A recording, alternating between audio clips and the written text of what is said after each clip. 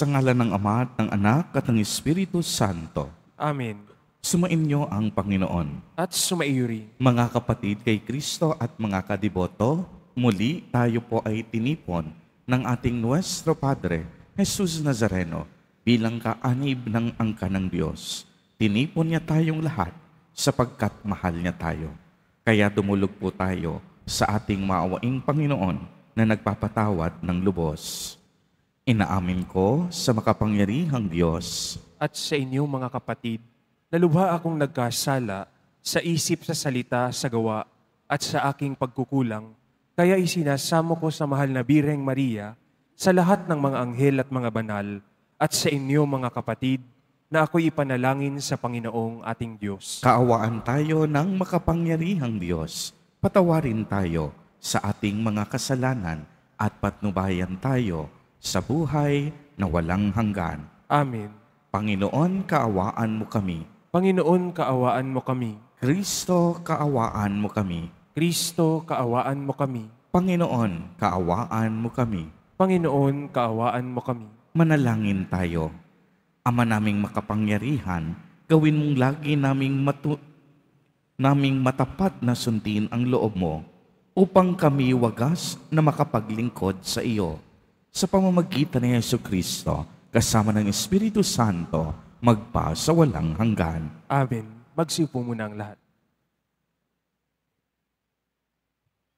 Pagbasa mula sa sulat ni Apostol San Pablo sa mga taga-Efeso. Mga kapatid, noong unay mga patay kayo dahil sa inyong pagsuway at mga kasalanan. Sinunod ninyo noon ang masamang takbo ng sanlibutan ito at napailalim kayo sa prinsipe ng kasamaan, ang espiritong naghahari sa mga taong suwail. Dati tayo'y kabilang sa mga ito, namuhay ayon sa pita ng laman at sinunod ang masamang hilig ng katawan at pag-iisip. Kaya't sa ating likas na kalagayan, kabilang tayo sa mga taong kinapopootan ng Diyos. Subalit, napakasagana ng habag ng Diyos at napakadakila ang pag-ibig na iniukol niya sa atin. Tayo'y binuhay niya kay Kristo kahit noong tayo'y mga patay pa dahil sa ating pagsuway. Naligtas nga kayo dahil sa kanyang kagandahang loob. Dahil sa ating pakikipag-isa kay Kristo Jesus, tayo'y muling binuhay na kasama niya at pinaupong kasama niya sa kalangitan. Ginawa niya ito upang sa darating na mga panahon ay maipakita niya ang di masukat na kasaganaan ng kanyang kagandahang loob sa atin sa pamamagitan ni Kristo Jesus. Dahil sa kagandahang loob ng Diyos, ay naligtas kayo sa pamamagitan ng inyong pananalig kay Kristo. At ang kaligtasang ito'y kaloob ng Diyos, hindi mula sa inyo. Hindi ito dahil sa inyong mga gawa, kaya't walang dapat ipagmalaki ang sinuman. Tayo'y kanyang nilalang, nilikha sa pamamagitan ni Kristo Jesus upang iukol natin ang ating buhay sa paggawa ng mabuti na itinalaga na ng Diyos para sa atin noon pa mang una. Ang salita ng Diyos. Salamat sa Diyos. Tayo'y sa Diyos lamang, tayong lahat na nilalang. Tayo'y sa Diyos lamang, tayong lahat na nilalang. Umawit sa kagalakan ang lahat ng mga bansa. Panginooy papurihan, paglingkuran siyang kusa. Lumapit sa harap niya at umawit na may tuwa. Tayo'y sa Diyos lamang, tayong lahat na nilalang. Ang Panginooy ating Diyos, ito'y dapat malaman. Tayo'y kanyang lahat, tayong lahat na nilalang. Lahat tayo'y bayan niya, kabilang sa kanyang kawan. Tayo'y sa Diyos lamang, tayong lahat na nilalang. Pumasok ka sa kanyang templo na ang puso'y nagdiriwang. umaawit nagpupuri sa loob ng dakong banal. Purihin ang ngalan niya at siya'y pasalamatan. Tayo sa Diyos lamang, tayong lahat na nilalang. Mabuti ang Panginoon, pag-ibig niya'y walang hanggan. Siya ay Diyos na mabutit, laging tapat kailanman. Tayo sa Diyos lamang, tayong lahat na nilalang. Magsitayo po ang lahat.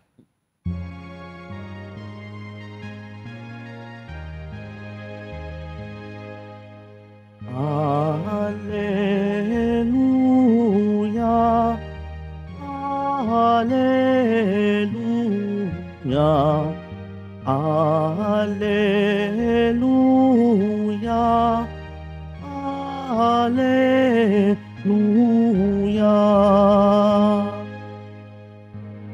Mapalad ang mga dukha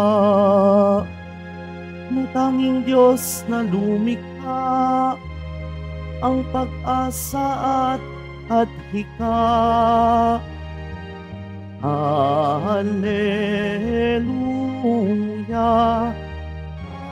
Alleluia, Alleluia, Alleluia.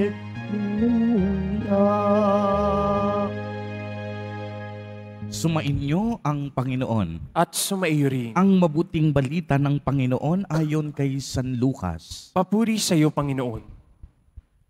Noong panahong iyon, sinabi kay Jesus ng isa sa mga tao, Guro, iutos nga po ninyo sa kapatid ko na ibigay sa akin ang bahagi ko sa aming mana. Sumagot siya, Ginoo, sino ang naglagay sa akin bilang hukom o tagapaghati ng mana ninyo? At sinabi niya sa kanilang lahat, Mag-ingat kayo sa lahat ng uri ng kasakaman, sapagkat ang buhay ng tao ay wala sa laki ng kayamanan.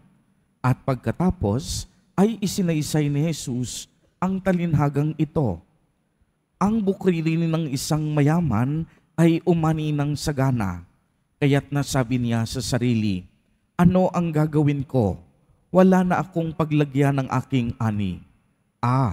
Gigabain ko ang aking mga kamalig at magtatayo ako ng lalong mas malaki. Doon ko ilalagay ang aking ani at ari-arian at sasabihin ko sa aking sarili, Ayan, marami na akong ari-arian, hindi na ako kukulangin habang buhay. Kaya't mamamahinga na lang ako, kakain, iinom, at magsasaya. Ngunit sinabi sa kanya ng Diyos, Hangal, sa gabing ito'y babawian ka ng buhay. Kanino mapupunta ang mga bagay na inihanda mo? Ganyan ang sasapitin ng nagtitipon ng kayamanan para sa sarili, ngunit dukha naman sa paningin ng Diyos. Ang mabuting balita ng Panginoon. Pinupuri ka namin, Panginoong Hesukristo. Magsipo mo ng lahat. Magandang umaga po sa inyong lahat, mga kapatid kay Kristo. Sa lahat po ng ating mga taga-subaybay sa iba't ibang online platforms at sa lahat ng ating mga kadiboto sa iba't ibang panig ng Pilipinas at maging sa buong mundo kung saan tayo ay naaabot ngayon ng ating live streaming. Mapayapang umaga din po sa inyong lahat. Purihin at dakilain natin ang ating Panginoon, ang mahal na poong Jesus Nazareno.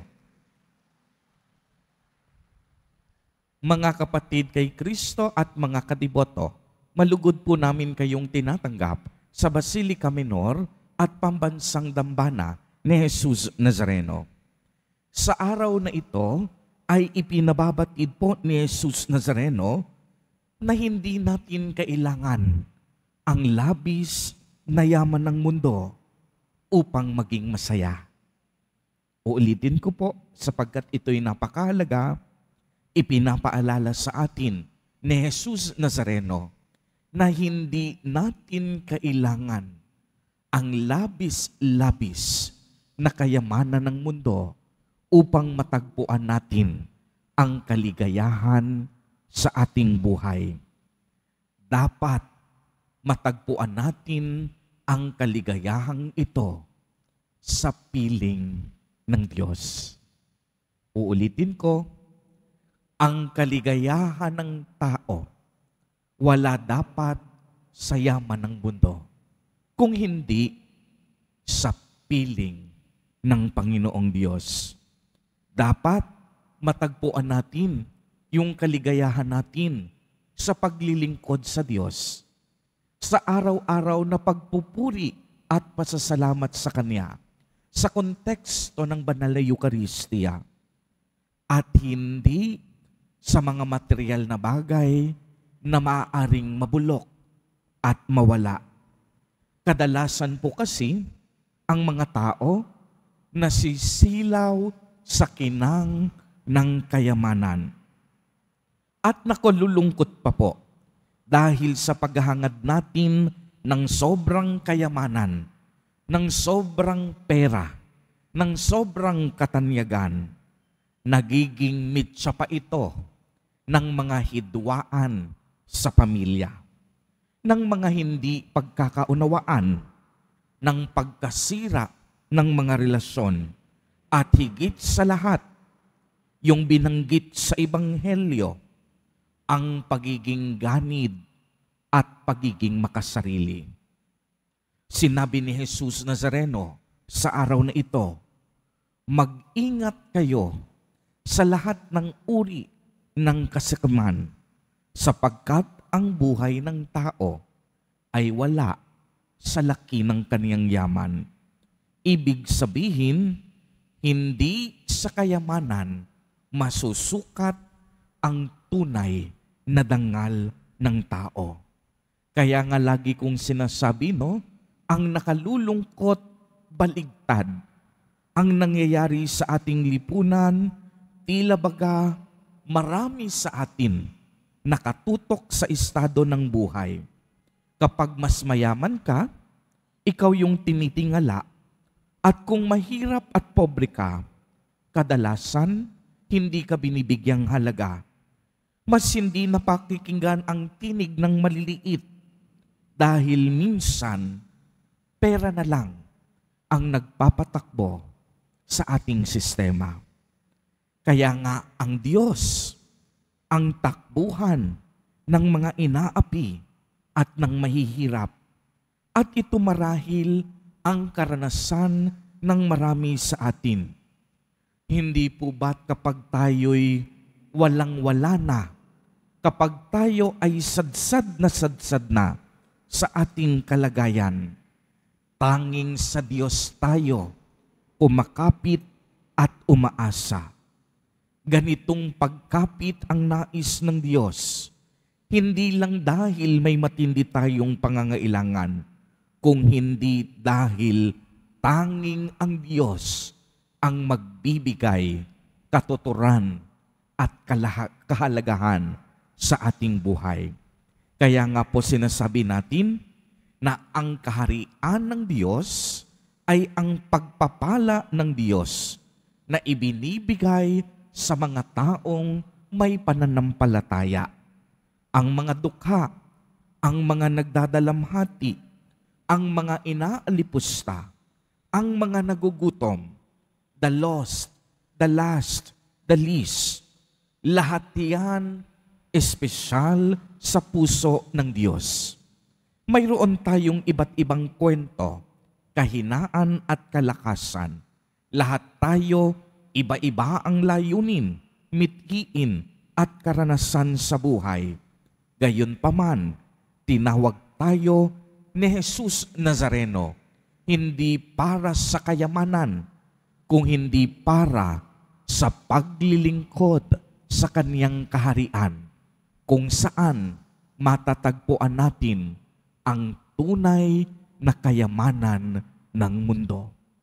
Ano ang tunay na kayamanan sa mundo? Kabutihan, katarungan, pakikipagkapwa-tao, at mabuting pakikipagrelasyon sa higit sa lahat, pagmamahal sa Diyos at pagmamahal sa ibang tao. Ito ang tunay na kayamanan na dapat nating pagsikapan na makamit at makamtan. Mga kapatid kay Kristo at mga kadiboto, anumang gawain natin sa ating buhay, hindi po tayo magiging masaya kung wala po tayong relasyon at kaugnayan sa Diyos. Uulitin ko po, anuman po ang ating gawin sa buhay, pumunta ka man at libutin mo ang buong mundo, gamitin mo man ang pera mo para kumain ng mga pagkain na gusto mo, lahat yan walang kabuluhan. Hindi tayo magiging masaya kung wala tayong relasyon at kaugnayan sa Diyos. Dahil tanging Diyos lamang ang makapagbibigay halaga at kulay sa ating mga buhay. Aanhin po natin ang kayamanan sa mundo kung ang kaluluwa naman natin maghihirap sa impyerno. Magbahagi po tayo tulad ng pagbabahagi ni Kristo. Maglingkod tayo tulad ng paglilingkod ni Jesus Nazareno. Magmahal tayo tulad ng pagmamahal ng Diyos. Sa pamamagitan nito, matatagpuan natin ang tunay na yaman sa mundo. Amen. Purihin at dakilain natin ang ating Panginoon, ang mahal na poong Jesus Nazareno. Magsitayo po ang lahat.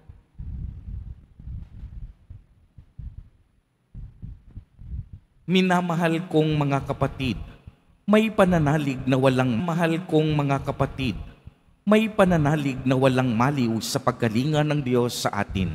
Buksan natin ang ating mga puso upang higit nating maunawaan ang mga bagay na mas dapat nating pahalagahan sa ating buhay.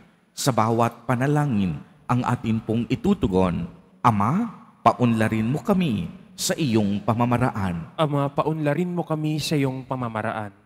Ang Santo Papa, mga obispo, mga pari, at mga reliyoso, naway patuloy na ipadama ang presensya ni Kristo sa buong daigdig sa pamamagitan ng simpleng pamumuhay. Manalangin tayo. Ama, paunlarin mo kami sa iyong pamamaraan.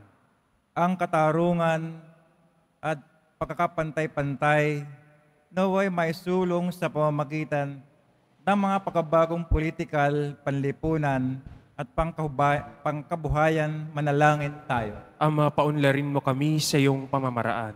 Tayo naway maging sensitibo sa mga hindi nakaangat sa buhay at matutayang magbahagi ng ating yaman sa mga dukha. Manalangin tayo. Ama, paunlarin mo kami sa iyong pamamaraan. Ang mga may sakit at mga nagdurusa, naway makadama ng kayamanan ng presensya ng Diyos sa kanilang buhay. Manalangin tayo. Ama, paunlarin mo kami sa iyong pamamaraan.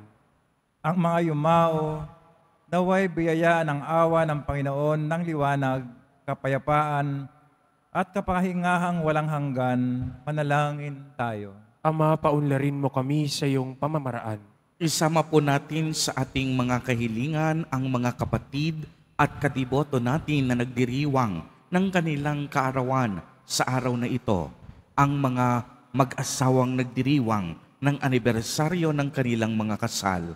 Ang mga kaibigan at kamag-anak natin na may sakit at may malubhang karamdaman. Gayon din ang mga pamilyang nagugutom at walang makain. Naway ingatan, patnubayan at basbasan silang lagi ni Jesus Nazareno. Manalangin tayo. Ama, paunlarin mo kami sa iyong pamamaraan.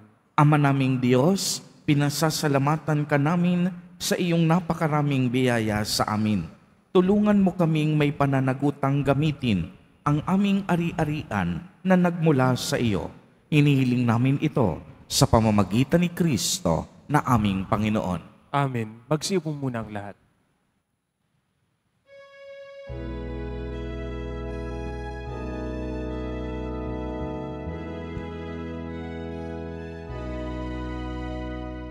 Itong tinapay at alak na mula sa'yo, muling ihahain sa kabutihan mo.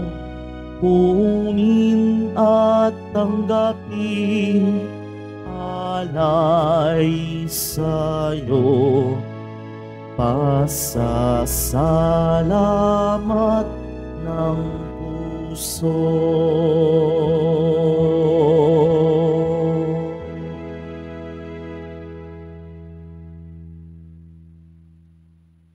Magsitayo po ang lahat. Manalangin kayo mga kapatid upang ang paghahain natin ay kalugdan ng Diyos amang makapangyarihan. Tanggapin nawa ng Panginoon itong paghahain sa iyong mga kamay, sa kapurihan niya at karangalan, sa ating kapakinabangan at sa buong sambayanan niyang banal. Ama naming lumikha, ipagkaloob mong ikaw ay aming kusang mapaglingkuran sa paghahain namin ng mga alay na iyong bigay upang kami dalisayin ng iyong pagmamahal sa paglilingkod namin ngayong ginaganap ang banal na pagdiriwang sa pamamagitan ni Jesucristo kasama ng Espiritu Santo magpa sa walang hanggan. Amen. Sumainyo ang Panginoon. At sumairi, Itaas sa Diyos ang inyong puso at diwa. itinaas na namin sa Panginoon. Pasalamatan natin ang Panginoong ating Diyos. Marapat na siya ay pasalamatan. Ama naming makapangyarihan, tunay ngang marapat na ikaw ay aming pasalamatan. Pinagbibigyan mong ito'y aming maihayag, kahit na ito'y walang anumang maidaragdag. Sa kadakilaang sa iyo ay likas. Sa pagpupuri nami ang nakikinabang, ay kami ring iyong pinakikiharapan sa pamamagitan ng iyong anak na minamahal. Kaya kaisa ng mga anghel na nagsisiawit ng papuri sa iyo, nang walang humpay sa kalangitan, kami nagbubunyi sa iyong kadakilaan. Santo, Santo, Santo, Panginoong Diyos ng mga hukbo, napupuno ang langit at lupa ng kadakilaan mo, o sana sa kaitaasan. Pinagpala ang naparirito sa ngalan ng Panginoon, o sana sa kaitaasan. Magsilud po ang lahat. Ama naming banal, ikaw ang bukal ng tanang kabanalan, kaya't sa pamamagitan ng iyong Espiritu, ay gawin mo pong banal ang mga kaloob na ito upang para sa amin ay maging katawan at dugo ng aming Panginoong Jesucristo. Bago niya pinagtiis ang kusang loob na maging handog, hinawakan niya ang tinapay, pinasalamatan kaniya, pinagati-hati niya iyon, iniabot sa kaniyang mga alagad at sinabi, "Tanggapin ninyong lahat ito at kanin. Ito ang aking katawan na ihahandog para sa inyo."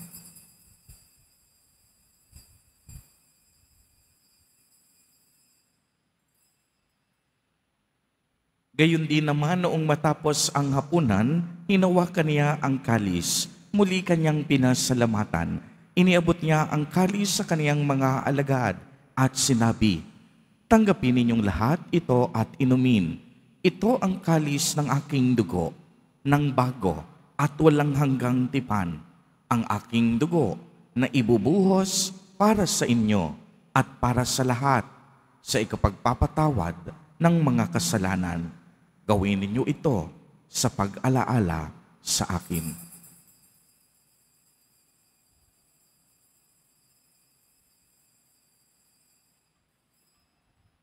Magsitayo po ang lahat. Ang misteryo ng pananampalataya. Si Kristo'y namatay, si Kristo'y nabuhay, si Kristo'y babalik sa wakas ng panahon. Ama, ginagawa po namin ngayon ang pag-alaala sa pagkamatay at muling pagkabuhay ng iyong anak. Kaya't iniaalay namin sa iyo ang tinapay na nagbibigay buhay at ang kalis na nagkakaloob ng kaligtasan. Kami po'y nagpapasalamat dahil kami iyong minarapat na tumayo sa harap mo para maglingkod sa iyo.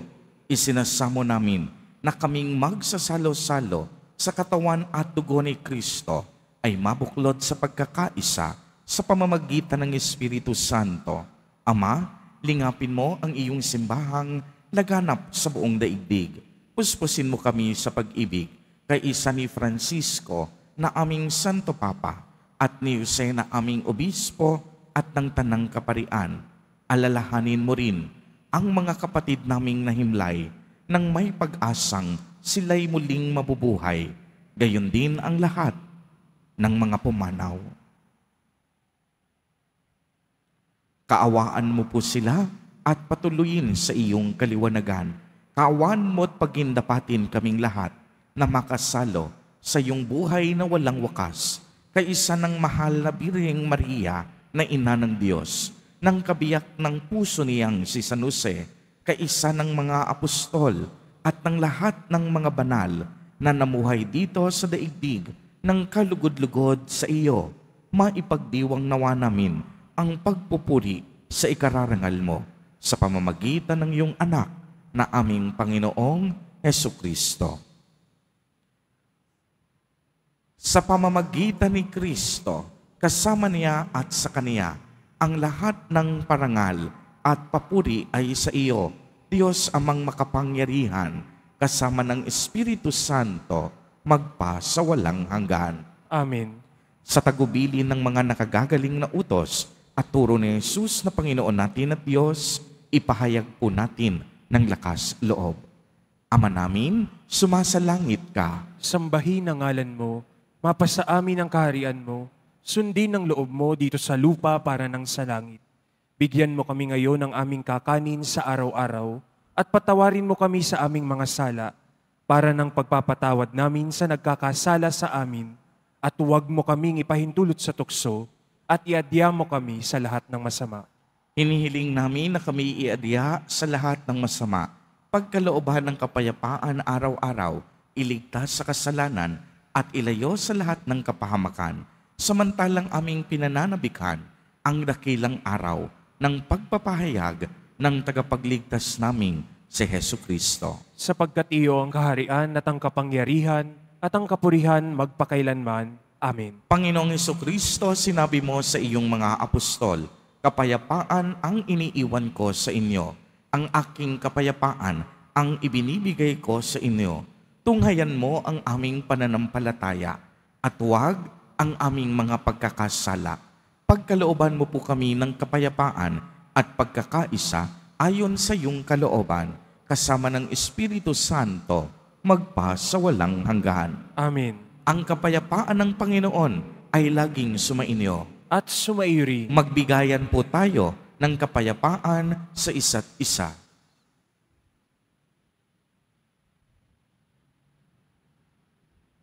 Kordero ng Diyos, na nag-aalis ng mga kasalanan ng sanlibutan, maawa ka sa amin. Kordero ng Diyos na nag-aalis ng mga kasalanan ng sanlibutan, maawa ka sa amin. Kordero ng Diyos na nag-aalis ng mga kasalanan ng sanlibutan, ipagkaloob mo sa amin ang kapayapaan. Magsilhod po ang lahat. Ito ang kordero ng Diyos. Ito ang nag-aalis ng mga kasalanan ng sanlibutan. Mapalad ang inaanyayahan sa kaniyang piging. Panginoon, hindi ako karapat-dapat na magpatuloy sa iyo, ngunit sa isang salita mo lamang ay gagaling na ako.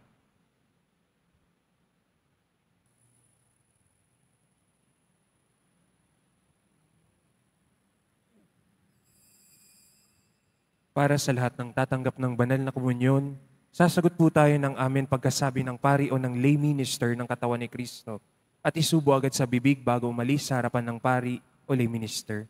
Sumunod po tayo.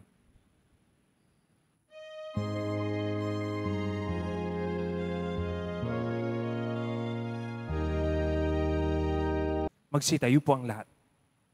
Manalangin tayo. Ama naming mapagmahal, gawin mong sa aming banal na pakikinabang, kami ngayon ay iyong matulungan at mahubog para mamuhay sa kalangitan sa pamamagitan ni Hesukristo, kasama ng Espiritu Santo, magpa sa walang hanggan. Amen. Sumainyo ang Panginoon. At sumaiyo rin. Pagbabasbas. Mahal na Poong Jesus Nazareno, inihayag mo sa pamamagitan ng krus ang walang maliw na pag-ibig ng Diyos sa sangkatauhan. Pakinggan mo ang kahilingan ng iyong angkan na nagsusumamo sa iyo. Makamtanawa nila ang iyong katugunan at tanggapin ang kasagutan na may utang na loob na tinatanaw. Basbasan din po ninyo ang mga daladala nilang mga imahen at dasalan. Sa pamamagitan ng bendisyon na ito, naway maalala nila ang mga pangako nila noon sa binyag na ikaw ang kanilang iibigin at paglilingkuran bilang Panginoon magpasawalang hanggan. Amen. At pagpalain po kayong lahat at ng inyong buong pamilya ng makapangyarihang Diyos, Ama, Anak, at Espiritu Santo. Amen. Humayo kayong taglay ang pag-ibig at kapayapaan ng Poong Jesus Nazareno. Salamat sa Diyos.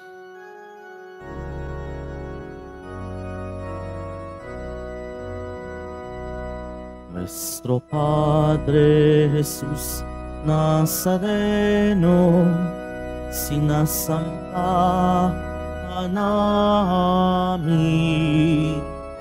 pinipintuho ka namin, aral mo ang aming buhay at kaligtasan. Nuestro Padre Jesus Nazareno, iligtas mo kami sa kasalanan. Ang krus mong kinamatayan ay sagisag ng aming kaligtasan. Nuestro Padre Jesus Nazareno, dinarangal ka namin. Nuestro Padre Jesus Nazareno, nilulwalhati ka namin. Nuestro Padre Jesus Nazareno, dinarangal ka namin. Nuestro Padre Jesus Nazareno, nilulwalhati ka namin.